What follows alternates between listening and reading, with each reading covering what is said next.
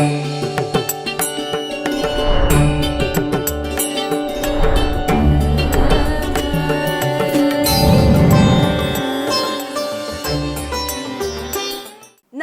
ವೀಕ್ಷಕರೇ, ಶುಭೋದಯ. ನೀವು ನೋಡ್ತಾ ಇದ್ದೀರಾ ಬೃಹತ್ ಜಾತಕಂ ವಿಶೇಷ ಕಾರ್ಯಕ್ರಮ. ನಾನು ರಚನಾ ನಂಜುಂಡ. ವೀಕ್ಷಕರೇ, ನಿಮ್ಮೆಲ್ಲರಿಗೂ ಗೊತ್ತಿರುವ ಹಾಗೆ ಈ ಒಂದು ಕಾರ್ಯಕ್ರಮದ ಮುಖಾಂತರವಾಗಿ ಈ ದಿನದ ಪಂಚಾಂಗ ಹಾಗೂ ದ್ವಾದಶ ರಾಶಿಗಳ ಫಲಾಫಲಗಳು ಯಾವ ರೀತಿಯಾಗಿದೆ ಹಾಗೂ ಇವತ್ತಿನ ಧಾರ್ಮಿಕ ವಿಚಾರಕ್ಕೆ ಸಂಬಂಧಪಟ್ಟಂತೆ ವಿಗ್ರಹ ಪ್ರತಿಷ್ಠಾಪನೆಯಿಂದ ನಮಗೆ ಯಾವ ರೀತಿಯ ಫಲಗಳು ದೊರೆಯುತ್ತವೆ ಅಂತ ಗುರುಗಳು ನಮಗೆ ತಿಳಿಸ್ಕೊಡ್ತಾರೆ. ಈ ಎಲ್ಲ ವಿಚಾರವನ್ನು ನಮಗೆ ತಿಳಿಸ್ಕೊಡೋದಕ್ಕೆ ನಮ್ಮ ಕಾರ್ಯಕ್ರಮದಲ್ಲಿದ್ದಾರೆ ಖ್ಯಾತ ಜ್ಯೋತಿಷಿಗಳು ಹಾಗೂ ಧಾರ್ಮಿಕ ಚಿಂತಕರಾದಂತಹ ಶ್ರೀ ಆಚಾರ್ಯ ಗುರುಗಳು. ಮೊದಲಿಗೆ ಅವರನ್ನ ಕಾರ್ಯಕ್ರಮಕ್ಕೆ ಬರಮಾಡ್ಕೊಳ್ಳೋಣ. ಗುರುಗಳೇ, ಕಾರ್ಯಕ್ರಮಕ್ಕೆ ಸ್ವಾಗತ. ನಮಸ್ತೆ. ಅಸ್ಮದ್ಗುರುಭ್ಯೋ ನಮಃ. ಶ್ರೀರಂಗಮಂಗಳಮಣಿಂ ಕರುಣಾನಿವಾಸಂ ಶ್ರೀವೆಂಕಟಾದ್ರಿ ಶಿಖರಾಲಯ ಕಾಲಮೇಘಂ ಶ್ರೀಹಸ್ತಿಶೈಲ ಶಿಖರೋಜ್ವಲ ಪಾರಿಜಾತಂ ಶ್ರೀಶನ್ನಮಾಮಿ ಶಿರಸಾ ಗೆದುಶೈಲ ದೀಪಂ. ಜೈ ಶ್ರೀಮನ್ನಾರಾಯಣ. ಇನ್ನು ವೀಕ್ಷಕರೇ, ಮೊಟ್ಟ ಮೊದಲನೇದಾಗಿ ಈ ದಿನದ ಪಂಚಾಂಗ ಯಾವ ರೀತಿಯಾಗಿದೆ ಅಂತ ತಿಳಿದುಕೊಳ್ಳೋಣ. ಗುರುಗಳೇ, ಈ ದಿನದ ಪಂಚಾಂಗದ ಬಗ್ಗೆ ತಿಳಿಸ್ಕೊಡೋದಾದ್ರೆ? ಸ್ಥಿತಿರ್ವಿಷ್ಣುಸ್ತರಾವಾರೋ ನಕ್ಷತ್ರಂ ವಿಷ್ಣುರೇವಚ ಯೋಗಶ್ಚ ಕರ್ಣಂಚೈವ ಸರ್ವಂ ವಿಷ್ಣುಮಯಂ ಜಗತ್ತು. ತಿಥಿ, ವಾರ, ನಕ್ಷತ್ರ, ಯೋಗ ಮತ್ತು ಕರ್ಣಗಳನ್ನು ನಾವು ಪಂಚಾಂಗ ಅಂತ ಹೇಳುವಂಥದ್ದು. ಯಾಕಂದರೆ ಯಾವುದೇ ಒಂದು ಶುಭ ಕಾರ್ಯ ಮಾಡಬೇಕಾದ್ರೂ ಕೂಡ ನಾವು ತಿಥಿಗಳನ್ನು ನೋಡ್ತೀವಿ. ನಾವು ಕೆಲವೊಂದು ತಿಥಿಗಳಲ್ಲಿ ಶುಭ ಕಾರ್ಯಗಳನ್ನು ಮಾಡ್ಕೊಳ್ಳೋದಿಲ್ಲ. ಕೆಲವೊಂದು ವಾರಗಳನ್ನು ಕೂಡ ನೋಡ್ತೀವಿ. ಕೆಲವೊಂದು ಈ ಮಂಗಳವಾರಗಳು, ಶನಿವಾರಗಳಲ್ಲಿ ನಾವು ಶುಭ ಕಾರ್ಯಗಳನ್ನು ಮಾಡಿಕೊಳ್ಳೋದಿಲ್ಲ. ಹಾಗೆ ನಕ್ಷತ್ರಗಳನ್ನು ಕೂಡ ನೋಡುವಂಥದ್ದು. ಯಾವುದೇ ರೀತಿಯ ಆ ನಕ್ಷತ್ರಗಳು ಏನೋ ತೊಂದರೆಗಳಿದ್ದರೂ ಕೂಡ ಆ ದಿನವೂ ಕೂಡ ನಾವು ಆ ನಕ್ಷತ್ರ ಚೆನ್ನಾಗಿಲ್ಲ ಆ ಒಂದು ದಿನ ಅಂತಂದ್ರೂ ಕೂಡ ನಾವು ಶುಭ ಕಾರ್ಯಗಳನ್ನು ಕೂಡ ನಾವು ಮಾಡ್ಕೊಳ್ಳೋದಿಲ್ಲ. ಹಾಗೆ ಯೋಗ ಮತ್ತು ಕರ್ಣಗಳನ್ನು ಕೂಡ ನೋಡಿಕೊಂಡು ಶುಭ ಕಾರ್ಯಗಳನ್ನು ನಾವು ಅಂದರೆ ಯಾವುದೇ ಒಂದು ಶುಭ ಕಾರ್ಯ ಮಾಡಬೇಕಾದ್ರೂ ಕೂಡ ಈ ರೀತಿ ಪಂಚಾಂಗವನ್ನು ತಿಳಿದು ಆ ಶುಭ ಕಾರ್ಯಗಳನ್ನು ನಾವು ಆ ಲಗ್ನವನ್ನು ನಾವು ಇಟ್ಕೊಂಡಿರ್ತೀವಿ ಅಂತ. ಹಾಗಾಗಿ ಯಾವುದೇ ಒಂದು ದಿನ ಶುಭ ಕಾರ್ಯ ಆಗಬೇಕು ಅಥವಾ ದಿನ ಪ್ರಾರಂಭ ಮಾಡಬೇಕು, ಈ ಒಂದು ದಿನ ನಮಗೆ ಚೆನ್ನಾಗಿರಬೇಕು ಅಂದರೂ ಕೂಡ ನಾವು ಪಂಚಾಂಗವನ್ನು ತಿಳ್ಕೋಬೇಕು ಅಂತ ಶಾಸ್ತ್ರ ಹೇಳುತ್ತೆ. ತಿಥಿ, ವಾರ, ನಕ್ಷತ್ರ, ಯೋಗ, ಕರ್ಣಗಳನ್ನೇ ನಾವು ಪಂಚಾಂಗ ಅಂತ ಹೇಳುವಂಥದ್ದು. ಇವತ್ತು ಕ್ರೋಧಿನಾಮ ಸಂವತ್ಸರ, ದಕ್ಷಿಣಾಗಿನ ಶರದೃತು, ಕಾರ್ತೀಕ ಮಾಸ, ಕೃಷ್ಣ ಪಕ್ಷ ಅಂತ ಹೇಳ್ತೀವಿ. ಕೃಷ್ಣ ಪಕ್ಷದ ದಶಮಿಯ ತಿಥಿ ಇವತ್ತು ಸೋಮವಾರ ತುಂಬ ವಿಶೇಷ ಆಗಿರುವಂಥದ್ದು. ಕಾರ್ತೀಕ ಮಾಸದ ಕಾರ್ತೀಕ ಮಾಸದ ಸೋಮವಾರ ಇವತ್ತು ಬಂದಿರುವಂಥದ್ದು. ತುಂಬ ವಿಶೇಷವಾಗಿ ಶಿವನನ್ನು ಆರಾಧನೆ ಮಾಡುವಂಥದ್ದು. ಹಾಗೆ ವಿಷ್ಣುವನ್ನು ಕೂಡ ಇವತ್ತು ವಿಶೇಷವಾಗಿ ಆರಾಧನೆ ಮಾಡಿಕೊಳ್ಬೇಕು. ಈ ಶಿವನನ್ನು ಆರಾಧನೆ ಮಾಡಿಕೊಂಡಾಗ ನಮಗೆ ಅನೇಕ ಫಲಗಳು ಸಿಗುತ್ತೆ.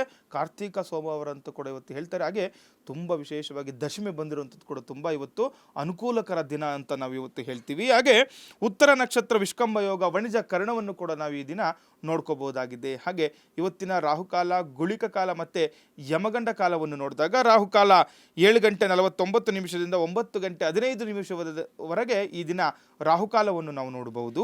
ಅದೇ ರೀತಿ ಯಮಗಂಡ ಕಾಲ 10:41 12:07 ಇವತ್ತು ನಾವು ಯಮಗಂಡ ಕಾಲವನ್ನು ಕೂಡ ನೋಡ್ಕೋಬಹುದಾಗಿದೆ. ಅದೇ ರೀತಿ ಗುಳಿಕ ಕಾಲವನ್ನು ನೋಡಿದಾಗ ಗುಳಿಕ ಕಾಲವು 1:33 2:58 ಇವತ್ತು ಗುಳಿಕ ಕಾಲವನ್ನು ಕೂಡ ನಾವು ನೋಡ್ಕೋಬಹುದಾಗಿದೆ. ಅದೇ ರೀತಿ ದಿನನಿತ್ಯವೂ ಕೂಡ ಬ್ರಾಹ್ಮಿ ಮುಹೂರ್ತದ ಬಗ್ಗೆ ತಿಳಿಸ್ಕೊಡ್ತಾ ಇದ್ದೀವಿ.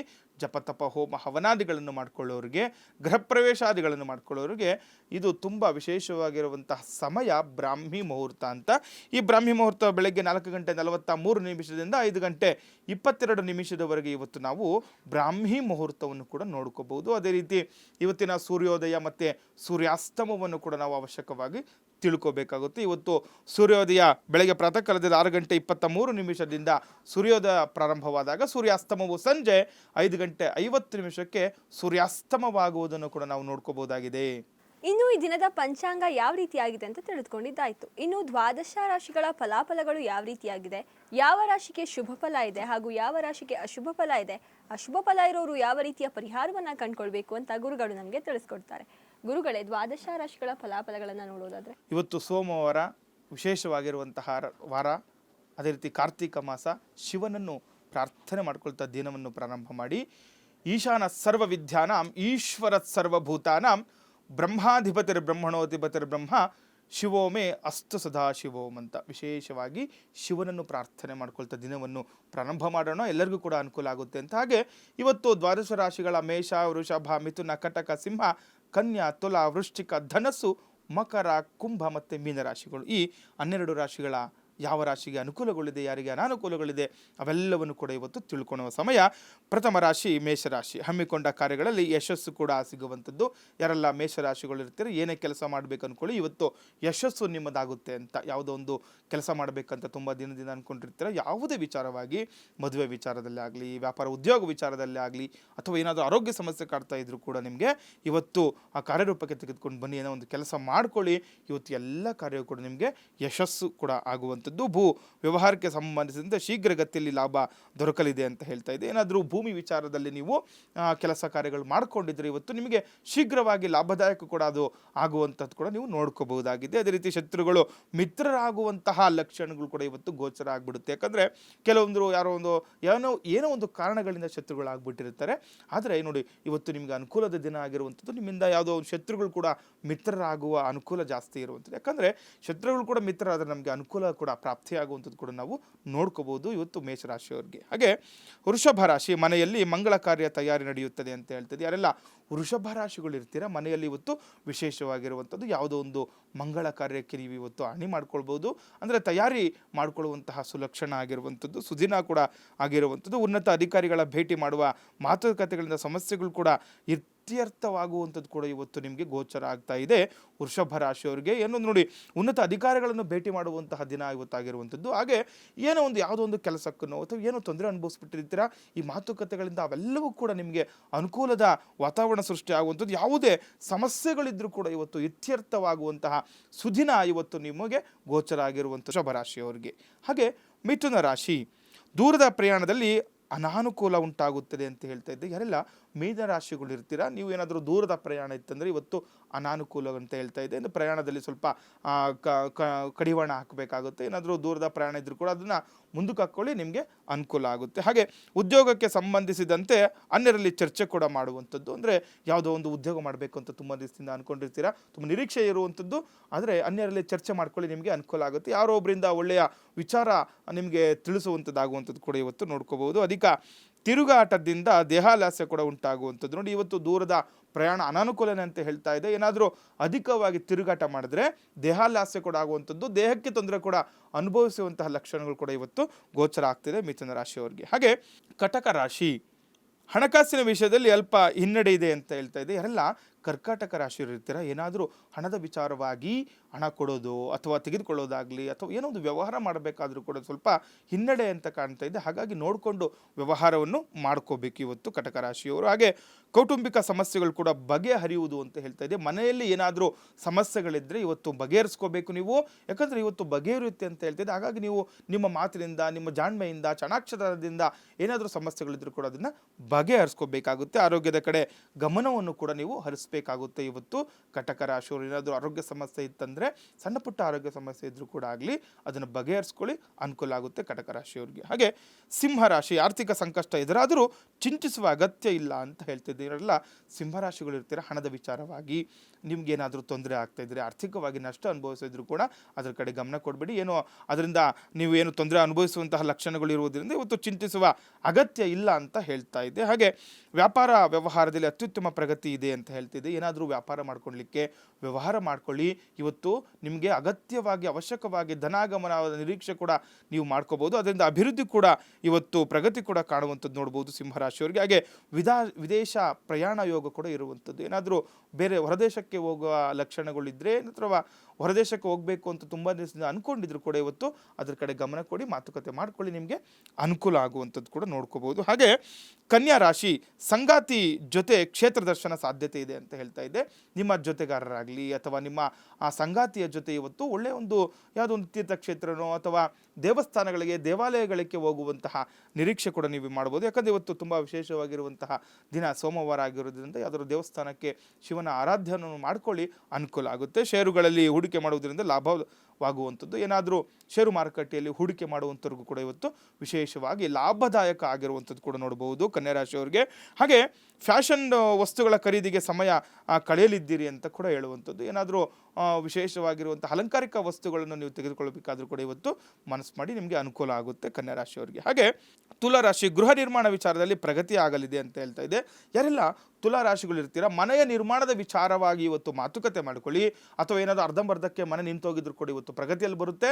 ಅಥವಾ ಮನೆ ನಿರ್ಮಾಣಕ್ಕೋಸ್ಕರನೇ ನೀವು ಏನಾದರೂ ಒಂದು ಸಂಕಲ್ಪ ಮಾಡಿಕೊಂಡ್ರು ಕೂಡ ನಿಮಗೆ ಅನುಕೂಲ ಆಗುವಂಥದ್ದು. ಹಾಗೆ ಕಾನೂನು ವ್ಯಾಜ್ಯಗಳಿಂದ ಜಯ ಕೂಡ ಪಡೆಯುವ ಅವಕಾಶ ಕೂಡ ಇರುವಂಥದ್ದು. ಏನಾದರೂ ಕಾನೂನು ರೀತಿಯಲ್ಲಿ ಏನಾದರೂ ವ್ಯಾಜ್ಯಗಳಿದ್ದರೆ ಅದರಲ್ಲಿ ಜಯ ಪಡೆಯುವಂತಹ ಲಕ್ಷಣಗಳು ಕೂಡ, ಅವಕಾಶಗಳು ಕೂಡ ಹೆಚ್ಚಾಗಿ ಗೋಚರ ಆಗ್ತಾ ಇರುವಂಥದ್ದು ಇವತ್ತು ತುಲಾರಾಶಿಯವರಿಗೆ. ಹಾಗೆ ಧಾರ್ಮಿಕ ಕಾರ್ಯಕ್ರಮಗಳಲ್ಲಿ ಪಾಲ್ಗೊಳ್ಳುವಿರಿ ಅಂತ ಕೂಡ ಹೇಳ್ತಾ ಇದೆ. ಇವತ್ತು ವಿಶೇಷವಾಗಿ ಯಾವುದಾದ್ರೂ ಒಂದು ಸಭೆ ಸಮಾರಂಭಗಳಿಗೆ ಧಾರ್ಮಿಕ ವಿಚಾರವಾಗಿ ಪಾಲ್ಗೊಂಡ್ರೆ ನಿಮಗೆ ಅನುಕೂಲದ ವಾತಾವರಣ ಸೃಷ್ಟಿ ಆಗುವಂಥದ್ದು ನೋಡ್ಬೋದು ತುಲಾರಾಶಿಯವರಿಗೆ. ಹಾಗೆ ವೃಶ್ಚಿಕ ರಾಶಿ, ಸಹೋದ್ಯೋಗಿಗಳಿಂದ ಅನಿರೀಕ್ಷಿತ ಹೊಗಳಿಕೆ ಅಂತ ಕೇಳ್ತಾ ಇದೆ. ನೋಡಿ, ವೃಶ್ಚಿಕ ರಾಶಿಯವ್ರಿಗೆ ಏನು ಹೇಳುತ್ತೆ, ಸಹೋದ್ಯೋಗಿಗಳಂದ್ರೆ ಯಾರು, ಜೊತೆಗಾರರು, ಜೊತೆಯಲ್ಲಿ ಕೆಲಸ ಕಾರ್ಯಗಳು ಮಾಡುವಂಥದ್ದು. ಯಾಕಂದರೆ ತುಂಬ ದಿವಸದಿಂದ ನಿಷ್ಠೆಯಿಂದ ಕೆಲಸಗಳು ಮಾಡ್ತಾ ಇರ್ತಾರೆ, ನಿಮ್ಮನ್ನು ಯಾರು ಕೂಡ ಗುರುತಿಸುವಂತಹ ಕೆಲಸ ಮಾಡಿರಲ್ಲ. ಆದರೆ ಇವತ್ತು ನೋಡಿ, ನಿಮಗೆ ಸಹೋದ್ಯೋಗಿಗಳಿಂದ ನಿಮಗೆ ಹೊಗಳಿಕೆ ಬರುವಂತಹ ಲಕ್ಷಣಗಳು ಕೂಡ ಕಾಣ್ತಾ ಉಂಟು. ನೀವು ಮಾಡುವಂಥ ಕೆಲಸ ಕಾರ್ಯಕ್ಕೆ ಅಷ್ಟೇ ಅನುಕೂಲದ ಒಂದು ನಿರೀಕ್ಷೆ ಮಾಡ್ಬೋದು. ಹಾಗೆ ಬ್ಯಾಂಕಿನಲ್ಲಿ ಹಣ ವ್ಯವಹಾರ ಮಾಡುವಾಗ ತುಂಬ ಎಚ್ಚರಿಕೆಯಿಂದ ಮಾಡಬೇಕಾಗುತ್ತೆ. ಏನಾದರೂ ಬ್ಯಾಂಕಲ್ಲಿ ಹಣ ಹೂಡಿಕೆ ಮಾಡೋದು ಅಥವಾ ಹಣ ತಗೊಂಬರೋದು ಅಥವಾ ಏನೋ ಒಂದು ಬ್ಯಾಂಕಿನ ವ್ಯವಹಾರ ಮಾಡ್ಕೋಬೇಕಾದ್ರೂ ಕೂಡ ಸ್ವಲ್ಪ ಎಚ್ಚರಿಕೆಯಿಂದ ಹಿಂದೆ ಮುಂದೆ ಯೋಚನೆಗಳನ್ನು ಮಾಡಿ, ಅಥವಾ ಸಾಲ ತಗೊಳ್ಳಿಕ್ಕೇನೋ ಈ ಥರ ಹೋದ್ರೂ ಕೂಡ ನೀವು ಎಚ್ಚರಿಕೆಯಿಂದ ಕೆಲಸ ಕಾರ್ಯ ಮಾಡ್ಕೋಬೇಕಾಗುತ್ತೆ. ವೃಶ್ಚಿಕ ರಾಶಿಯವರು ಹಣಕಾಸಿನ ಸ್ಥಿತಿ ಉತ್ತಮವಾಗಿರುವುದು ಕೂಡ ಗೋಚರ ಆಗ್ತಿರುವಂಥದ್ದು. ಹಣಕಾಸಿನಲ್ಲಿ ಕೂಡ ನಿಮಗೆ ಅನುಕೂಲದ ವಾತಾವರಣ ಇವತ್ತು ಸೃಷ್ಟಿಯಾಗುವಂಥದ್ದು ವೃಶ್ಚಿಕ ರಾಶಿಯವರಿಗೆ. ಹಾಗೆ ಧನಸ್ಸು ರಾಶಿ, ಸಂಶೋಧಕರಿಗೆ ಇಂದು ಅತ್ಯಂತ ಪ್ರಶಸ್ತ ದಿನ ಅಂತ ಹೇಳ್ತದೆ. ಯಾರೆಲ್ಲ ಸಂಶೋಧನೆ ಮಾಡಬೇಕು ಅಂದ್ಕೊಂಡಿರ್ತೀರಾ, ಈ ರೀತಿ ಸಂಶೋಧಕರಿಗೆ ತುಂಬ ವಿಶೇಷವಾಗಿರುವಂಥ ದಿನ, ಪ್ರಶಸ್ತವಾಗಿರುವಂತಹ ದಿನ ಇವತ್ತು ಧನಸ್ಸು ರಾಶಿಯವರಿಗೆ. ಹೊಸ ಕಾರ್ಯಗಳಲ್ಲಿ ತೊಡಗಿ ಯಶಸ್ಸನ್ನು ಕಾಣುವಿರಿ ಅಂತ ಹೇಳ್ತೀವಿ. ನೋಡಿ, ಸಂಶೋಧನೆ ಮಾಡುವವರು ಸಾಮಾನ್ಯವಾಗಿ ಹೊಸದಾಗಿಯೇ ಅವರು ಸಂಶೋಧನೆ ಮಾಡ್ತಾ ಇರ್ತಾರೆ. ಯಾವುದೊಂದು ಹೊಸ ಕಾರ್ಯಗಳಿಗೆ ಅವರನ್ನು ಅಣಿ ಮಾಡ್ಕೊಳ್ತಾ ಇರ್ತಾರೆ. ಇವತ್ತು ಮಾಡ್ಕೊಳ್ಳಿ, ಅನುಕೂಲ ಆಗುವಂಥದ್ದು. ಹಾಗೆ ಆರೋಗ್ಯದ ಕೂಡ ಗಮನ ಹರಿಸಬೇಕಾಗುತ್ತೆ. ನೋಡಿ, ಧನಸ್ಸು ರಾಶಿಯವರಿಗೂ ಕೂಡ ಇವತ್ತು ಏನಾದರೂ ಆರೋಗ್ಯ ಸಮಸ್ಯೆ ಎದುರಾದರೆ ಅದಕ್ಕೆ ತಕ್ಕ ಪರಿಹಾರವನ್ನು ಮಾಡಿಕೊಳ್ಳಬೇಕಾಗುತ್ತೆ ಧನಸ್ಸು ರಾಶಿಯವರು. ಹಾಗೆ ಮಕರ ರಾಶಿ, ಹಣದ ಹರಿವು ನೀವು ಬಯಸಿದಂತೆ ಇರುವುದು ಅಂತ ಹೇಳ್ತಾ ಇದೆ. ಏನಾದರೂ ಹಣದ ವಿಚಾರವಾಗಿ ನಿಮ್ಗೆ ಏನಾದರೂ ಅನುಕೂಲ ಆಗಬೇಕಾದ್ರೂ ಕೂಡ ಇವತ್ತು ಅನುಕೂಲ ಆಗೇ ಆಗುತ್ತೆ ಅಂತ ಹೇಳ್ತಿದೆ. ಹಣದ ವಿಚಾರವಾಗಿ ಯಾವುದೇ ಸಮಸ್ಯೆಗಳಿರುವುದಿಲ್ಲ. ಆದರೆ ಹಳೆಯ ಸ್ನೇಹಿತರು ನಿಮ್ಮನ್ನು ಭೇಟಿ ಆಗುವಂತಹ ಲಕ್ಷಣಗಳು ಕೂಡ ಗೋಚರ ಆಗಿರುವಂಥದ್ದು. ಕೌಟುಂಬಿಕ ಭಿನ್ನಾಭಿಪ್ರಾಯಗಳು ಕೂಡ ಉಂಟಾಗುತ್ತೆ ಅಂತ ಹೇಳ್ತಾ ಇದ್ದೆ. ಮಕರ ರಾಶಿಯವರು ನೋಡ್ಕೋಬೇಕಾಗುತ್ತೆ.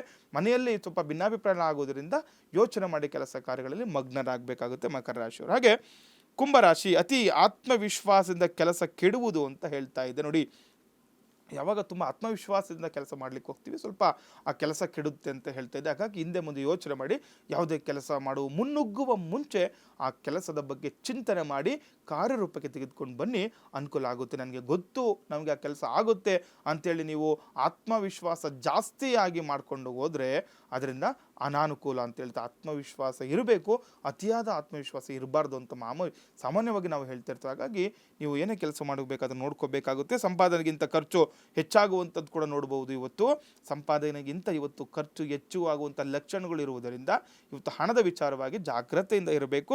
ಹಣಕಾಸಿನ ವಿಚಾರದಲ್ಲಿ ಎಚ್ಚರಿಕೆ ತುಂಬ ಅಗತ್ಯ ಅಂತ ಹೇಳ್ತಾ ಇದೆ. ಹಾಗಾಗಿ ಏನಾದರೂ ಹಣದ ವಿಚಾರವಾಗಿ ಏನಾದರೂ ಎಲ್ರಿಗೂ ಕೊಡೋದು ಅಥವಾ ಹಣ ಯಾರ ಥರ ತೆಗೆದುಕೊಳ್ಳೋದು ಆದರೂ ಕೂಡ ಸ್ವಲ್ಪ ಎಚ್ಚರಿಕೆಯಿಂದ ಕೆಲಸ ಕಾರ್ಯಗಳನ್ನು ಮಾಡ್ಕೋಬೇಕಾಗುತ್ತೆ ಕುಂಭರಾಶಿಯವರು. ಹಾಗೆ ಕಡೆಯ ರಾಶಿ ಮೀನರಾಶಿ, ಇವತ್ತಿನ ಕೆಲಸ ಕಾರ್ಯಗಳಲ್ಲಿ ಗೆಲುವು ನಿಮ್ಮದೇ ಅಂತ ಹೇಳುವಂಥದ್ದು. ಯಾರೆಲ್ಲ ಮೀನರಾಶಿಗಳು ಇರ್ತೀರಾ, ಏನಾದರೂ ಕೆಲಸ ಕಾರ್ಯಗಳು ಮಾಡ್ಕೊಳ್ಳಿ, ನಿಮಗೆ ಜಯ ಪ್ರಾಪ್ತಿ ಆಗುವಂಥದ್ದು. ಯಾವ ಕೆಲಸ, ಕೆಲವರು ಹೇಳ್ತಾರಲ್ಲ ಮುಟ್ಟಿದೆಲ್ಲ ಚಿನ್ನ ಅಂತ ಹೇಳ್ತಾರಲ್ಲ, ಆ ರೀತಿ ನೀವು ಯಾವ ಕೆಲಸ ಮಾಡಿದ್ರು ಕೂಡ ಇವತ್ತು ಅನುಕೂಲದ ವಾತಾವರಣ ನಿಮಗೆ ಸೃಷ್ಟಿಯಾಗುವಂಥದ್ದು. ನೂತನ ಕೆಲಸದ ಜವಾಬ್ದಾರಿ ತೆಗೆದುಕೊಳ್ಳಬೇಕಾಗುವುದು ಅಂತ. ಹಾಗೆ ನಿಮ್ಮ ಕೆಲಸ ಕಾರ್ಯಕ್ಷೇತ್ರದಲ್ಲಿ ನಿಮಗೋಸ್ಕರ ಇನ್ನೊಂದು ನೂತನ ಒಂದು ಹೊಸ ಕೆಲಸವನ್ನು ನೀವು ಜವಾಬ್ದಾರಿ ಮೇಲೆ ಸಿಗುವಂಥದ್ದು ಕೂಡ ನೀವು ನೋಡ್ಬೋದು. ವಿದೇಶಕ್ಕೆ ಕೆಲಸಕ್ಕೋಸ್ಕರ ಹೆಚ್ಚು ಪ್ರಯತ್ನ ಮಾಡುವಿರಿ ಅಂತ ಹೇಳ್ತಿದೆ. ಹೊಸದಾಗಿ ಏನೋ ನೀವು ವಿದೇಶದಲ್ಲಿ ಕೆಲಸ ಮಾಡಬೇಕು ಅಂತ ತುಂಬ ಇವತ್ತು ಪ್ರಯತ್ನ ಪಡುವಂತಹ ಲಕ್ಷಣ ಆಗಿರೋದು. ಕೆಲಸಗಳನ್ನು ಪ್ರಯತ್ನ ಪಡಿ, ನಿಮಗೆ ಮುಂದೆ ಅನುಕೂಲ ಆಗುತ್ತೆ ಮೀನರಾಶಿಯವರಿಗೆ.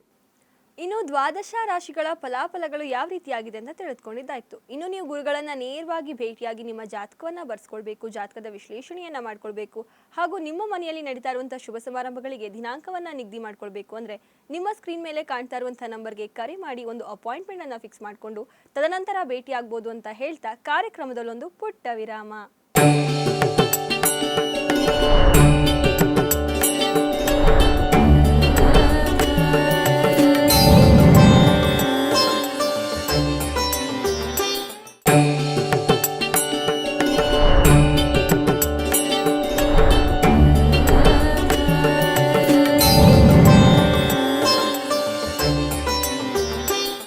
ವಿರಾಮದ ಬಳಿಕ ಮತ್ತೆ ಬೃಹತ್ ಜಾತಕಂ ಕಾರ್ಯಕ್ರಮಕ್ಕೆ ಸ್ವಾಗತ. ಇನ್ನು ಇವತ್ತಿನ ಧಾರ್ಮಿಕ ವಿಚಾರಕ್ಕೆ ಸಂಬಂಧಪಟ್ಟಂತೆ ವಿಗ್ರಹ ಪ್ರತಿಷ್ಠಾಪನೆಯಿಂದ ನಮಗೆ ಯಾವ ರೀತಿಯ ಫಲಗಳು ದೊರೆಯುತ್ತವೆ ಅಂತ ಗುರುಗಳು ನಮಗೆ ತಿಳಿಸ್ಕೊಡ್ತಾರೆ. ಗುರುಗಳೇ, ವಿಗ್ರಹ ಪ್ರತಿಷ್ಠಾಪನೆಯಿಂದ ನಮ್ಗೆ ಯಾವ ರೀತಿ ಫಲಗಳು ಸಿಗುತ್ತೆ, ಯಾವ ರೀತಿ ಪುಣ್ಯಗಳು ಲಭಿಸುತ್ತೆ ಅಂತ ತಿಳ್ಕೊಳ್ಳೋದಾದ್ರೆ? ನೋಡಿ, ಒಂದು ಪ್ರತಿಷ್ಠಾಪನೆ ಅನ್ನುವಂಥದ್ದು ಇದು ಸಮಾಜಕ್ಕೆ ಮಾಡುವಂಥದ್ದು, ಸಾಮಾಜಿಕ ಕೆಲಸ ಕಾರ್ಯಗಳಲ್ಲಿ ಮಾಡುವಂಥದ್ದು. ಈ ಒಂದು ಪ್ರಕೃತಿಗೆ ನಾವೊಂದು ಭಗವಂತನ ಒಂದು ಪ್ರತಿಷ್ಠಾಪನೆ ಮಾಡುವಂಥದ್ದು ಇದು ನೋಡಿ, ಒಂದು ಪ್ರತಿಷ್ಠಾಪನೆ ಅನ್ನುವಂಥದ್ದು ಯಾರೋ ಸ್ವಂತಕ್ಕೆ ಮಾಡ್ಕೊಳ್ಳುವಂಥದ್ದಲ್ಲ. ಇದು ನಮ್ಮ ಒಂದು ಗ್ರಾಮ ಅಭಿವೃದ್ಧಿ ಆಗಲಿ ಅಂತ, ಒಂದು ದೇಶ ಅಭಿವೃದ್ಧಿ ಆಗಲಿ ಅಂತ, ಒಂದು ರಾಜ್ಯ ಅಭಿವೃದ್ಧಿ ಆಗಲಿ ಅಂತ, ಜನಸಾಮಾನ್ಯ ಎಲ್ಲರಿಗೂ ಕೂಡ ಅನುಕೂಲ ಆಗಲಿ, ಭಗವಂತನ ಕೃಪಾಶೀರ್ವಾದ ಎಲ್ಲರಿಗೂ ಕೂಡ ಸಿಗಲಿ ಅಂತ ಮಾಡುವಂತಹ ಒಂದು ಧರ್ಮ ಕಾರ್ಯ ಅಂತ ಕೂಡ ನಾವು ಹೇಳ್ತೀವಿ. ಒಂದು ಪ್ರತಿಷ್ಠೆ ಮಾಡಬೇಕು ಅಂತಂದರೆ ಪೂರ್ವ ಜನ್ಮದ ಪುಣ್ಯ ಇರಬೇಕು ಅಂತ ಹೇಳುತ್ತೆ. ಯಾಕಂದರೆ ನೋಡಿ, ಒಂದು ಪ್ರತಿಷ್ಠೆ ಮಾಡಬೇಕಂತಂದರೆ ಎಷ್ಟೆಲ್ಲ ಒಂದು ಕಷ್ಟ ಇರುತ್ತೆ ಅಂತ. ಈಗ ನೋಡಿ, ಕೆಲವೊಂದು ಪುರಾತನ ದೇವಸ್ಥಾನಗಳೆಲ್ಲ ಇರುವಂಥದ್ದು, ಕೆಲವೊಂದು ಊರುಗಳಲ್ಲಿ ಹಳೆಯ ದೇವಸ್ಥಾನಗಳೆಲ್ಲ ಇರುತ್ತೆ. ಆದರೆ ಕೆಲವೊಬ್ರಿಗೆ ಏನಾಗುತ್ತೆ, ಈಗ ಒಂದೊಂದು ಇವಾಗೆಲ್ಲ ಏನಾಗ್ಬಿಟ್ಟಿದೆ, ಒಂದೊಂದು ಗ್ರಾಮಗಳಲ್ಲಿ ಯಾವುದೊಂದು ದೇವಸ್ಥಾನ ಕಟ್ಟಬೇಕು ಅಂದ್ಕೊಂಡ್ಬಿಟ್ಟಿರ್ತಾರೆ. ತುಂಬ ದಿವಸದಿಂದ ಊರಿನ ಗ್ರಾಮಸ್ಥರೆಲ್ಲರೂ ಕೂಡ ಅದನ್ನು ನಿಶ್ಚಯ ಮಾಡಿರ್ತಾರೆ. ಆದರೆ ಅದನ್ನು ಕಟ್ಟಲಿಕ್ಕೆ ಆಗ್ತಾ ಇರಲ್ಲ. ಅದನ್ನು ಮಾಡಿದ್ರೆ ಏನು ಫಲ? ಯಾಕೆಂದರೆ ಒಂದು ದೇವಾಲಯ ಕಟ್ಟಬೇಕು ಅಂತಂದರೆ ನಾವು ಹೇಳಿದಾಗೆ ಪೂರ್ವ ಜನ್ಮದ ಸುಕೃತ ಇರಬೇಕು ಅಂತ. ಯಾರೋ ಒಬ್ಬ ಮನುಷ್ಯ ಮುಂದೆ ನಿಂತ್ಕೊಂಡು ಮಾಡ್ತಾ ಇದ್ದಾನೆ ಅಂತಂದರೆ ಅವನ ಮೇಲೆ ದೈವ ಪ್ರೇರಣೆ ಆಗಿರಬೇಕು, ದೈವಾಶೀರ್ವಾದ ಅವ್ರಿಗಿದ್ರೇ ಇದು ಕೆಲಸ ಮಾಡಲಿಕ್ಕಾಗುತ್ತೆ. ದುಡ್ಡಿದ್ದೇ ಅನ್ನೋ ಮಾತ್ರಕ್ಕೆ ಯಾವುದೇ ಕಾರಣಕ್ಕೂ ಈ ಪ್ರತಿಷ್ಠಾ ವಿಚಾರಗಳಲ್ಲಿ ಆಗೋದೇ ಇಲ್ಲ. ಕೆಲವೊಂದು ಆ ರೀತಿ ಆಗ್ಬಿಡುತ್ತೆ. ಮತ್ತು ಇನ್ನೊಂದು ಕೆಲವರು ಜೀರ್ಣೋದ್ಧಾರ ಮಾಡಿಬಿಡ್ತಾರೆ. ಈಗ ಪುರಾತನ ದೇವಸ್ಥಾನಗಳು ಹಳ್ಳಿಗಳಲ್ಲಿ ತುಂಬ ಶಿಥಿಲಾವಸ್ಥೆಯಲ್ಲಿದ್ದಾವೆ. ಅದನ್ನು ಜೀರ್ಣೋದ್ಧಾರ ಮಾಡಲಿಕ್ಕೆ ಅಂತ ಬರುತ್ತೆ ನೋಡಿ, ಅವ್ರಿಗೆ ಎಷ್ಟೋ ಭಗವಂತನ ಆಶೀರ್ವಾದ ಇದ್ರೇ ಸಾಧ್ಯ ಇದು. ಹಾಗಾಗಿ ಈ ಶಿಥಿಲವಾಗಿರುವಂತಹ ದೇವಾಲಯಗಳ ಪುನರ್ ನಿರ್ಮಾಣ ಮಾಡಿ ಆಲಯ ಪ್ರತಿಷ್ಠಾಪನೆಯನ್ನು ಮಾಡ್ಕೊಳ್ಳೋದಕ್ಕೂ ಕೂಡ ನಮಗೆ ಅನುಗ್ರಹ ಇರಬೇಕು, ಭಗವಂತನ ಆಶೀರ್ವಾದ ಇರಬೇಕು ಅಂತಂತ. ಯಾಕಂದರೆ ಇದೆಲ್ಲವೂ ಕೂಡ ಇದು ಸ್ವಂತಕ್ಕೆ ಮಾಡ್ಕೊಳ್ಳುವಂಥದ್ದಲ್ಲ. ಇದು ಜನಸಾಮಾನ್ಯರಿಗೋಸ್ಕರ, ಮತ್ತು ಇದೆಲ್ಲ ಒಂದು ಏನು ಹೇಳ್ತಾರೆ, ಇವು ಸಮಾಜದಲ್ಲಿ ಮಾಡುವಂತಹ ಕೆಲಸ ಕರುಗಳು ನೋಡಿ. ಕೆಲವರು ಸಾಮಾನ್ಯವಾಗಿರ್ತಾರೆ ಮನೆಗಳಲ್ಲಿ, ಅವರು ಹುಟ್ಟಿರೋದೇ ಅದಕ್ಕೋಸ್ಕರ ಥರ ಇರ್ತಾರೆ. ಒಂದು ದೇವಸ್ಥಾನ ಪ್ರತಿಷ್ಠೆ ಆಗಬೇಕಂದ್ರೆ ಅದು ಸಾಮಾನ್ಯವಾದದ್ದಲ್ಲ.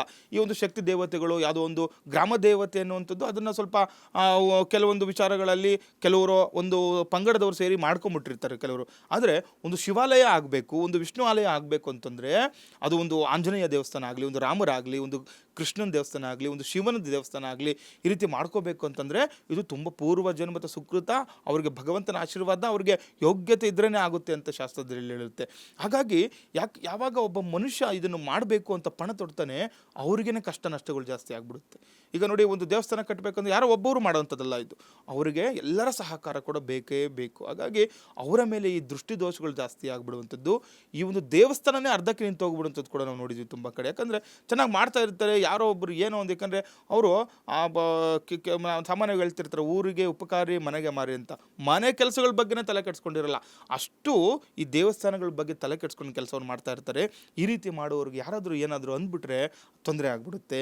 ಈ ರೀತಿ ಎಲ್ಲ ಅದನ್ನು ಆ ಶಿಥಿಲಾವಸ್ಥೆಯಲ್ಲಿ ಯಾವುದೇ ಕಾರಣಕ್ಕೆ ಬಿಡಬಾರ್ದು. ಯಾರು ಏನೇ ಅಂದರೂ ಕೂಡ ಇಂಥ ಒಂದು ಧರ್ಮ ಕಾರ್ಯಗಳನ್ನು ಮಾಡಿಕೊಂಡಾಗ ನಮಗೆ ನಮ್ಮ ವಂಶ ಕೂಡ ಉದ್ಧಾರ ಆಗುವಂಥದ್ದು. ಪೂರ್ವ ಜನ್ಮದ ಏನೇ ಕಷ್ಟ ನಷ್ಟಗಳಿದ್ರೂ ಕೂಡ ಅನುಕೂಲ ಆಗುತ್ತೆ. ಅದು ನಮ್ಮ ವಂಶ ಕೂಡ ಉದ್ಧಾರ ಆಗುತ್ತೆ. ಮನೆಯಲ್ಲಿ ಕೂಡ ಎಲ್ಲರಿಗೂ ಕೂಡ ಅಭೀಷ್ಟಿ ಸಿದ್ಧ ಉಂಟಾಗುತ್ತೆ. ನಮ್ಮ ಗ್ರಾಮವು ಕೂಡ ಏಳಿಗೆ ಉಂಟಾಗುತ್ತೆ. ನೋಡಿ, ಈಗ ಕಾಲಕ್ಕೆ ನಮಗೆ ಮಳೆ ಬರಬೇಕು, ಒಂದು ಬೆಳೆ ಆಗಬೇಕು, ಅವೆಲ್ಲ ಆಗಬೇಕು. ಒಂದು ಗ್ರಾಮದಲ್ಲಿ ಯಾವುದೇ ರೀತಿಯ ರೋಗ ರುಜಿನಗಳಿಂದ ಆ ಗ್ರಾಮ ನಿರ್ಮೂಲನೆ ಆಗಬೇಕಂದ್ರೂ ಏನು ಅಲ್ಲೊಂದು ಶಕ್ತಿ ಇರಬೇಕಲ್ವಾ? ಶಕ್ತಿ ಇರಬೇಕು ಅಂತಂದರೆ ದೇವಾಲಯ ಇರಬೇಕು. ದೇವಾಲಯ ಶಿಥಿಲಾವಸ್ಥೆಯಲ್ಲಿ ಇದ್ದರೆ ಎಲ್ಲವೂ ಕೂಡ ಹಾನಿ ಉಂಟಾಗ್ತಾರೆ. ನೋಡಿ, ಸಾಮಾನ್ಯವಾಗಿ ಇವಾಗ ಎಲ್ಲಾದರೂ ಮಳೆ ಬಂದಿಲ್ಲ ಊರಿಗೆ ಅಂತಂದ್ರೆ ಏನು ಮಾಡ್ತಾರೆ, ಎಲ್ಲ ಈ ದೇವರನ್ನು ಪೂಜೆ ಮಾಡೋದಿರುತ್ತೆ, ಗಂಗಮ್ಮನ ಪೂಜೆ ಮಾಡ್ತಾರೆ, ದೇವರು ಒಡಿಸಿ ಕೇಳ್ತಾರೆ ಈಗ ಏನು ಸಮಸ್ಯೆ ಆಗಿದೆ ಗ್ರಾಮಕ್ಕೆ ಅಂತ. ಇದೆಲ್ಲ ಪೂರ್ವಜರಿಂದ ನಮ್ಮ ಹಿಂದಿನಿಂದ ಮಾಡ್ಕೊಂಬಂದಿರೋದು ಇದೆಲ್ಲ ಇದು. ಹಾಗಾಗಿ ದೇವರ ಒಂದು ಪ್ರತಿಷ್ಠೆಗೆ ಏನು ಫಲ ಅನ್ನೋಂಥದ್ದು ಕೂಡ ನೋಡ್ಕೋಬೇಕು.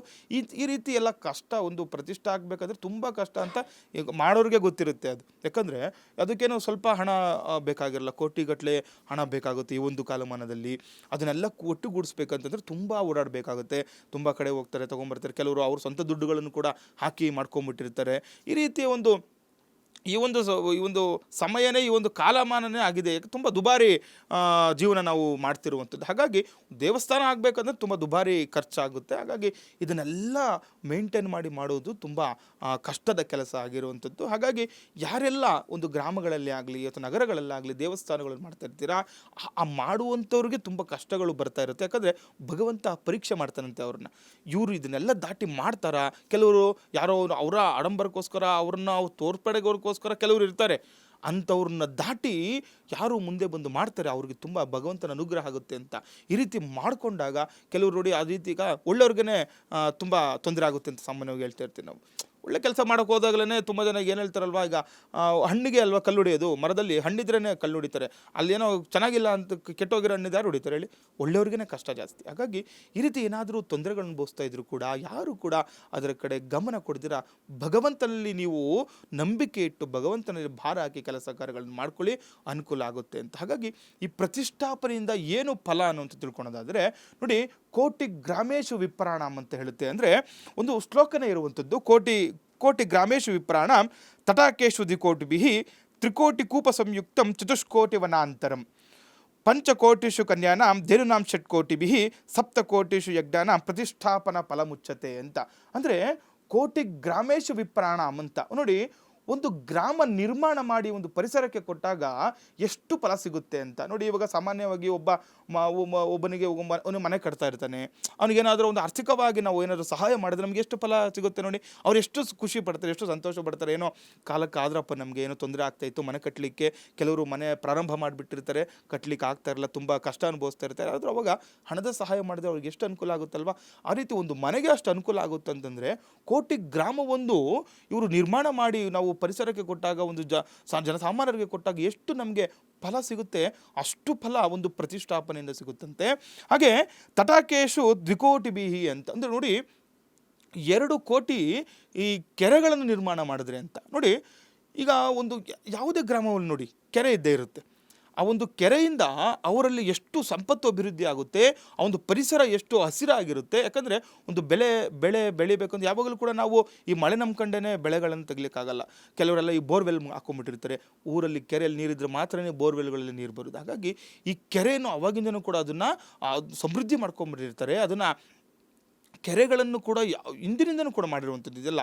ಈ ರೀತಿ 2 ಕೋಟಿ ಕೆರೆಗಳನ್ನು ಮಾಡಿ ನಾವು ಸಮಾಜಕ್ಕೆ ಕೊಟ್ಟಾಗ ಎಷ್ಟು ನಮಗೆ ಫಲ ಸಿಗುತ್ತೆ, ಅಷ್ಟು ಫಲ ಒಂದು ಪ್ರತಿಷ್ಠಾಪನೆಯಿಂದ ಸಿಗುವಂಥದ್ದು. ಹಾಗೆ ತ್ರಿಕೋಟಿ ಕೂಪ ಸಂಯುಕ್ತಂ ಅಂತ ಹೇಳ್ತು, 3 ಕೋಟಿ ಬಾವಿಗಳನ್ನು ಮಾಡಿದ್ರೆ ನೋಡಿ. ಅವಾಗೆಲ್ಲ ಗ್ರಾಮಕ್ಕೊಂದು ಬಾವಿ ಅಂತ ಇತ್ತು, ಕುಡಿಯೋಕ್ಕೆ ಅಂತ. ಈಗ ಕುಡಿಯೋ ನೀರೆಲ್ಲ ಅವಾಗೆಲ್ಲ ಬಾವಿಯಿಂದನೇ ತರ್ತಿದ್ದು, ಇವಾಗಿನ ರೀತಿ ಎಲ್ಲ ಇರಲಿಲ್ಲ. ಅವಾಗೆಲ್ಲ ಬಾವಿಯಿಂದನೇ ಕುಡಿಯೋ ನೀರು. ಅಷ್ಟು ನೋಡಿ ಜೀವಜಲ ಅಂತ ಹೇಳ್ತಾರೆ. ಅಷ್ಟು ಒಂದು ಗ್ರಾಮದಲ್ಲಿರುವ ಜನರಿಗೆಲ್ಲರಿಗೂ ಕೂಡ ಜೀವನಾಡಿ ಒಂದು ಬಾವಿ ಆಗಿರುವಂಥ ಅಂಥ 3 ಕೋಟಿ ಬಾವಿಯನ್ನು ನಿರ್ಮಾಣ ಮಾಡಿ ನಾವು ಕೊಟ್ಟರೆ ಎಷ್ಟು ನಮಗೆ ಫಲ ಸಿಗುತ್ತೆ, ಅಷ್ಟು ಫಲ ಒಂದು ಪ್ರತಿಷ್ಠಾಪನೆಯಿಂದ ಸಿಗುತ್ತೆ ಅಂತ ಶಾಸ್ತ್ರ ಹೇಳುತ್ತೆ. ಹಾಗೆ ಚತುಷ್ಕೋಟಿ ವನಾಂತರಂ ಅಂತ ನೋಡಿ, ಕಾಡುಗಳು ಎಷ್ಟು ನಮ್ಗೆ ಅವಶ್ಯಕತೆ ಇದೆ ಅಂತ. ನಾವು ಈಗ ಸಾಮಾನ್ಯವಾಗಿ ನೋಡ್ತಿರ್ತೀವಿ, ಕಾಡುಗಳೆಲ್ಲ ಕಡಿತಾ ಬರ್ತಿರೋದ್ರಿಂದ ಮಳೆಗಳಾಗ್ತಾ ಇಲ್ಲ ಅಂತ ಹೇಳ್ತಾರೆ.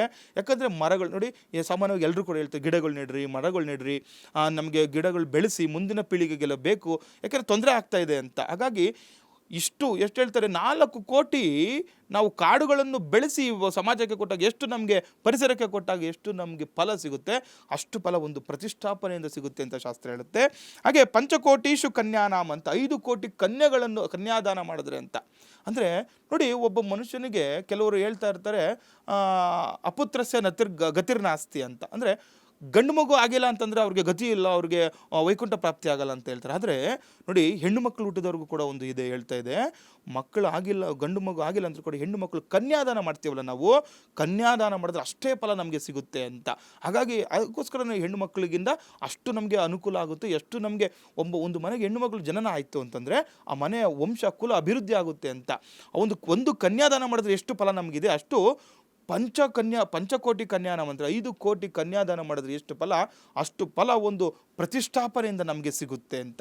ಹಾಗೆ ಧೇನುನಾಂ ಷಟ್ಕೋಟಿಭಿಃ ಅಂತ ನೋಡಿ, ಒಂದು ಹಸುವನ್ನು ದಾನ ಮಾಡಿದ್ರೆ ಈಗ ಅವಾಗೆಲ್ಲ ನೋಡಿ ಕೆಲವರು ಈಗ ಋಷಿ ಮುನಿಗಳಿಗೆ ಹಸುಗಳನ್ನು ಕಾಮಧೇನುಗಳನ್ನು ದಾನ ಮಾಡ್ತಾ ಇದ್ರು ಅವಾಗೆಲ್ಲ ಹೋಗಿ. ಯಾಕಂದರೆ ಆ ಕಾಮಧೇನುವಿಂದ ಆ ಹಸುವಿನಿಂದ ಆ ಒಂದು ಮಠ ಆ ಒಂದು ಸಂಸ್ಥಾನ ನಡೀತಾ ಇತ್ತು ಅಂತ. ಅವರ ಹಾಲಿನಿಂದಾಗಲಿ ಆ ಬರುವಂತಹ ಆ ಹಸುವಿನಿಂದ ಬರುವಂತಹ ಹಾಲಿನಿಂದ ಆ ಒಂದು ಸಂಸ್ಥಾನನೇ ನಡೀತಾ ಇತ್ತು ಅಂತ. ಹಾಗಾಗಿ ಈ ರೀತಿ ಧೇನುನಾಂ ಷಟ್ಕೋಟಿ ಬಿಗಿ ಅಂತ 6 ಕೋಟಿ ಹಸುಗಳನ್ನು ದಾನ ಮಾಡಿದ್ರೆ ಎಷ್ಟು ನಮಗೆ ಫಲ ಸಿಗುತ್ತೆ, ಅಷ್ಟು ಫಲ ಒಂದು ಪ್ರತಿಷ್ಠಾಪನೆಯಿಂದ ಸಿಗುತ್ತೆ ಅಂತ. ಹಾಗೆ ಸಪ್ತಕೋಟೀಶು ಯಜ್ಞಾನ ಪ್ರತಿಷ್ಠಾಪನಾ ಫಲ ಮುಚ್ಚತೆ ಅಂತ. ಅಂದರೆ 7 ಕೋಟಿ ಯಜ್ಞಗಳನ್ನು ಮಾಡಿದ್ರೆ ಎಷ್ಟು ಫಲ ಸಿಗುತ್ತೆ, ಅಷ್ಟು ಫಲ ನಮಗೆ ಒಂದು ಪ್ರತಿಷ್ಠಾಪನೆಯಿಂದ ಸಿಗುತ್ತೆ ಅಂತ. ಅಂದರೆ ನೋಡಿ, ಒಂದು ಹೋಮ ಮಾಡಬೇಕು, ಒಂದು ಪೂಜೆ ಮಾಡಬೇಕಂದ್ರೆ ಎಷ್ಟು ಕಷ್ಟ ಗೊತ್ತಾ ಈ ಒಂದು ಕಾಲಮಾನದಲ್ಲಿ. ಯಾಕಂದರೆ ಒಂದು ಪೂಜೆನ ಒಂದು ಹೋಮ ಹವನ ಮಾಡಬೇಕು ಅಂದ್ಕೊಂಡಾಗ ನೋಡಿ, ಒಂದು ಗೃಹ ಪ್ರವೇಶ ಮಾಡ್ಲಿಕ್ಕಂದ್ರೆ ನಾವು ಎಷ್ಟು ಡೇಟ್ಗಳು ಚೇಂಜ್ ಮಾಡ್ಕೊಂಡ್ಬಿಡ್ತೀವಿ. ಯಾಕಂದರೆ ನಮ್ಗೆ ಅವಕಾಶ ಸಿಗಲ್ಲ, ನಮ್ಗೆ ಅನುಗ್ರಹ ಭಗವಂತನದ್ದು ಆಗಿರಲ್ಲ. ಕೆಲವ್ರು ಹೇಳ್ತಾರೆ, ಗುರುಗಳೇ ಗೃಹ ಪ್ರವೇಶ ಮಾಡಿ ಹೋಮ ಎಲ್ಲ ಬೇಡ ಗುರುಗಳೇ ಅಂತ ಹೇಳ್ತಾರೆ. ಈ ರೀತಿಯಲ್ಲಿ ಇದ್ದಾಗ ಒಂದು ಹೋಮ ಮಾಡಬೇಕಂದ್ರೆ ಎಷ್ಟು ಕಷ್ಟಗಳಿರುತ್ತೆ, ಎಷ್ಟು ಜನ ಸೇರಬೇಕಾಗುತ್ತೆ, ಎಷ್ಟು ಪುರೋಹಿತರು ನಡ್ಕೋಬೇಕು. ಈ ರೀತಿ ಒಂದು ಹೋಮ ಮಾಡಿದ್ರೆ ಎಷ್ಟು ಫಲ ಸಿಗುತ್ತೆ ನಮಗೆ. ಒಂದು ಮನೆಯಲ್ಲೇ ಈಗ ನೋಡಿ, ನಮ್ಮ ಮನೇಲಿ ಸಮಯ ಗುರುಗಳೇ ಏನೋ ಒಂದು ನಮ್ಗೆ ತೊಂದರೆ ಆಗಿದೆ ಹೋಮ ಮಾಡಿ ಅಂತಾರೆ. ಅಂದರೆ ಅಷ್ಟು ಅವರ ತೊಂದರೆಗಳನ್ನೇ ಒಂದು ಹೋಮದಿಂದ ಹೋಗಲಾಡಿಸ್ತೀವಿ ಅಂತಂದರೆ, ಈ ರೀತಿ ಒಂದು ಪ್ರತಿಷ್ಠಾಪನೆ ಮಾಡಿದಾಗ ನಾವು 7 ಕೋಟಿ ಹೋಮ ಮಾಡಿದ್ರೆ ಎಷ್ಟು ಫಲ ನಮಗೆ, ಅಷ್ಟು ಫಲ ಒಂದು ಪ್ರತಿಷ್ಠಾಪನೆಯಿಂದ ಸಿಗುತ್ತೆ ಅಂತ ಶಾಸ್ತ್ರ. ಹಾಗಾಗಿ ಪ್ರತಿಷ್ಠಾಪನೆ ಮಾಡಬೇಕು ಅಂತ ಯಾರು ಸಂಕಲ್ಪವನ್ನು ಮಾಡ್ತೀರಾ, ಯಾವುದೇ ಕಾರಣ ನೋಡಿ ಅಂಥವ್ರಿಗೆ ಕಷ್ಟ ನಷ್ಟಗಳು ಜಾಸ್ತಿ ಇರುತ್ತೆ, ಆದರೂ ಕೂಡ ಅದ್ರ ಮಧ್ಯದಲ್ಲಿ ಕೈ ಬಿಡದೆ ಅದನ್ನು ಪೂರ್ಣಗೊಳಿಸಿ ನಿಮಗೆ ಅನೇಕ ಫಲಗಳು ಭಗವಂತನ ಅನುಗ್ರಹದಿಂದ ಸಿಗುತ್ತೆ ಅಂತ ಶಾಸ್ತ್ರ. ಇನ್ನು ವೀಕ್ಷಕರೇ, ಗುರುಗಳು ವಿಗ್ರಹ ಪ್ರತಿಷ್ಠಾಪನೆಯಿಂದ ನಮಗೆ ಯಾವ ರೀತಿಯ ಫಲಗಳು ದೊರೆಯುತ್ತವೆ ಅಂತ ತಿಳಿಸ್ಕೊಟ್ರು. ಗುರುಗಳೇ, ಕಾರ್ಯಕ್ರಮದಲ್ಲಿ ಭಾಗಿಯಾಗಿ ಬಹಳಷ್ಟು ವಿಚಾರಗಳ ಬಗ್ಗೆ ತಿಳಿ ಹೇಳಿದ್ದೀರಾ, ಧನ್ಯವಾದ. ಲೋಕ ಸಮಸ್ತ ಸುಖಿನೋ ಭವಂತು, ಸಮಸ್ತ ಸನ್ಮಂಗಳಾನಿ ಭವಂತು. ಹರೇ ಶ್ರೀನಿವಾಸ. ಇನ್ನು ವೀಕ್ಷಕರೇ, ನೀವು ಗುರುಗಳನ್ನ ನೇರವಾಗಿ ಭೇಟಿಯಾಗಿ ನಿಮ್ಮ ಜಾತಕವನ್ನ ಬರ್ಸ್ಕೊಳ್ಬೇಕು, ನಿಮ್ಮ ಜಾತಕದ ವಿಶ್ಲೇಷಣೆಯನ್ನ ಮಾಡ್ಕೊಳ್ಬೇಕು, ಹಾಗೂ ನಿಮ್ಮ ಮನೆಯಲ್ಲಿ ನಡೀತಾ ಇರುವಂತಹ ಶುಭ ಸಮಾರಂಭಗಳಿಗೆ ದಿನಾಂಕವನ್ನ ನಿಗದಿ ಮಾಡ್ಕೊಳ್ಬೇಕು ಅಂದ್ರೆ ನಿಮ್ಮ ಸ್ಕ್ರೀನ್ ಮೇಲೆ ಅಡ್ರೆಸ್ ಡಿಸ್ಪ್ಲೇ ಆಗ್ತಾ ಇದೆ.